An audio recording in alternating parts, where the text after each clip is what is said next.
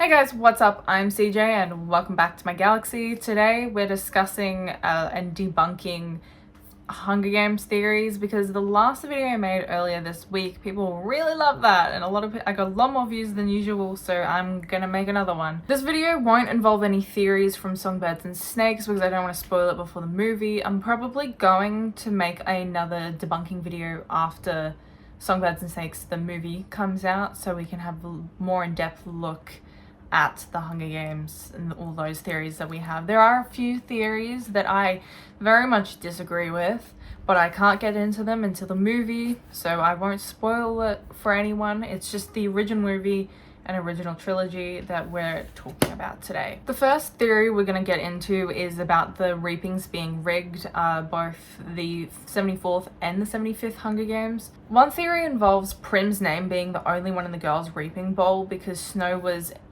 had the intentions of Katniss volunteering for Prim to essentially get rid of Katniss. And when I say get rid of Katniss, is literally killing her off, because I shouldn't laugh at that, that's bad, but it was kind of as punishment because Katniss hunts outside of District 12. That also flows into like a second and related theory that Prim and Peeta were both reaped without the intention of or the knowledge that Katniss would volunteer, and that essentially would be punishment for Katniss hunting outside of the boundaries of District 12. This theory I very much disagree with. A lot of these theories I do disagree with because it doesn't make any sense with the context of the book. This particular theories, or these particular two theories, involve Snow knowing who Katniss is, and quite frankly, before Katniss was ripped into the games and volunteered for the games in place of Prim, they didn't know who she was. There is no reason for Snow or the Capitol to know who Katniss was up until that point. Whilst yes, it is said in the books specifically that there are cameras in the woods, in the forest outside of District 12. In the movies, it's depicted as being in the Seam area, or outside the hub, the trading hub, the black market, is where they capture the kiss of between Gale and Katniss. In the books, however, it's in the forest and there's cameras everywhere, and suddenly there's nowhere safe for Katniss to be, even outside of the boundaries of District 12. Up until that point, they didn't have a reason to be really watchful and watching over Katniss specifically. Another reason for that is Katniss in the book specifies that there are some people who choose to venture out just outside the boundaries of District 12 but don't go as deep into the forest as her and Gale go because they're too scared of things like wild dogs. For example, at one point we're told that every so often a wild dog will be killed by either Gale or Katniss, and they will trade it with Greasy Say, I think her name is pronounced, and she'll turn it into like a broth or soup, whatever, and use the wild dog as food because meat is meat. I kind of went on a tangent of how Katniss and Gale hunt before the events of the 74th Hunger Games, but it does mean that Katniss and Gale aren't the only people who are going outside the boundaries of District 12. It's just that not as many people go as deep into the forest as they do. There is no reason for Snow to be threatened by a 16-year-old girl up until she rebels against him and it accidentally sparks a rebellion. What we need to understand, is that Katniss was very much an accidental hero, and which brings me into the next theory, is that Katniss's whole life was this elaborate plan, elaborate scheme to turn her into the Mockingjay. How the theory goes is that Coin and Plutarch saw Katniss from the very beginning because of her father's associations, not necessarily associations, but political values, political views against the Capitol. So from the moment they see that he is raising Katniss Everdeen and the way that she views the world, who she is, her hunting skills and her capabilities to go into the games and do something that will spark a rebellion. This theory says that Coin and Plutarch push Katniss into this whole arena setting, killing off her father and making her look after Prim, so she is kind of groomed into this perfect hero, perfect face of the rebellion. Once again, this goes against the main themes of the book. The whole point of the books is, the whole slogan is, may the odds be ever in your favor, right? So the whole theme is odds. Everything Katniss does, all her choices will accidentally lead her into being a spark for the rebellion. You know, she didn't have the intention for Rue to die, but in the moment when Rue does die at the hands of Marvel, she decides just in a whim that she's going to decorate the body of Rue's corpse, which is not something people would have expected, because she didn't think it would be a rebellious act, and she did it because she simply felt the need to mourn her little friend in the games. It goes against not only the themes but the messages. The message is that she is an accidental hero. Katniss wasn't necessarily supposed to be the hero. She was just in the right place at the right time, or in Katniss's viewpoint, right place, wrong time. No, that's not wrong place, wrong time. That's what I meant.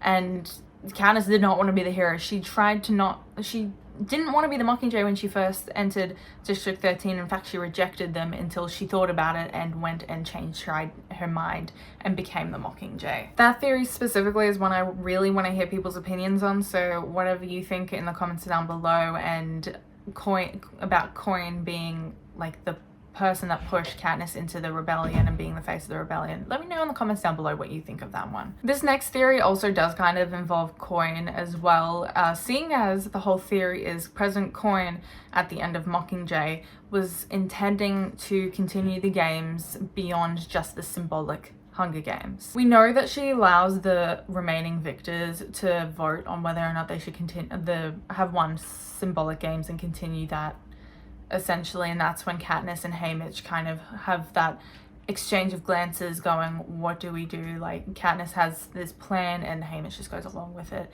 you know, that sort of thing. And eventually Katniss kills Coin, and we don't really know what would have really happened had Coin been allowed to live and Katniss had killed Snow like it was planned. This was something I always assumed that, and I thought everyone else assumed as well in the books, that the reason Katniss killed Coin was because, well, firstly, we know for a fact that Katniss came to the conclusion that Coin did in fact kill Prim, or at least District 13 bombs were the ones that killed Prim in the end.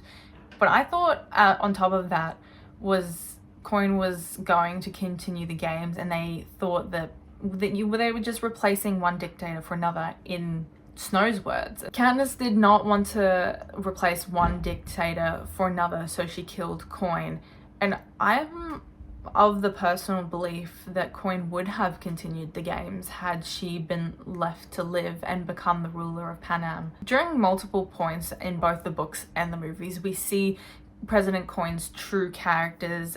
For example, in District 13 in the books, we see that Katniss's stylist team is being tortured, starved, all that sort of thing in District 13 until Katniss comes about and accidentally stumbles upon them. It's in this part of the books that we realize how cruel District 13 is and how they aren't too different from the capital. And we know that President Coin is very power hungry. She wants to make sure that people think that Katniss has gone to the capital to fight on the front lines, that it was all Coin's idea. It wasn't Katniss sneaking onto the plane and going instead. Even Boggs at one point in both the books and the movies, this is a very important line, that she's saying that if Katniss Boggs is saying, if Katniss is not immediately with Coin, then Katniss is a threat to Coin. We know that she is very power hungry, that she would have found a way to control the districts to maintain her power in the same way Snow has. And there was already a plan right in front of her, already a way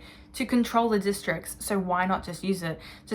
But she just would portray it in like a different way, that it was symbolic, that they were going to sacrifice the capital children. It was just a reverse of what the Hunger Games Panem knew already. Once again, along the lines of District 13 and their cruelty, Prim's death was a direct result of President Coin trying to get Katniss on her side, or at least kill Katniss off. Prim being in the front lines, it's something that is kind of implied in the books. It's less of a theory, it's more of it's not explicitly told to us, so we're left to assume that this is the reason why Prim really died. The reason Prim moved up the ranks of nurse, doctor, they were training her to be like a nurse or a doctor, and she moved up the ranks really fast, like how Gale did with his soldier ranks, which is like a whole different thing for another debunking video, is that Prim moved up these ranks quickly because President Coin allowed it. In fact, she wanted it. So she put Prim on the front lines, essentially to, I say essentially a lot in this video, anyway, I digress. She wanted Katniss to be lured into the front lines where the bombs were going to be, and she almost does, because she gets, in the books, she doesn't get many injuries in the movies, but in the books she gets her whole hair fried off, or most of it. It's all burnt to a crisp, and she barely has any hair at the end of Mockingjay when she's about to assassinate Snow. Katniss gets dangerously close to dying alongside Prim because she's screaming, Prim. Prim thought she was dead, and they were kind of about to embrace. They were very close to each other at that point. And like I said earlier, this is something that is essentially confirmed in the books anyways, because it's something that's implied rather than being explicit. If you read between the lines, we know that Boggs has already told Katniss that Coin sees Katniss as a threat. At the end of the day, she needs to be careful, and that Coin is going to find a way to get rid of Katniss as a threat, whether it's just getting Katniss on her side or literally killing her. So yes, President Coin was definitely power hungry, and as I said, Boggs pointed it out. It's pointed out in the movies when Katniss chooses to go to the Capitol to fight in the front lines. Coin did not want Katniss there at the end of Mockingjay, but unfortunately she was, and that's what resulted in Coin's death. Prim's death was planned by Coin, and that's the reason why it was kind of...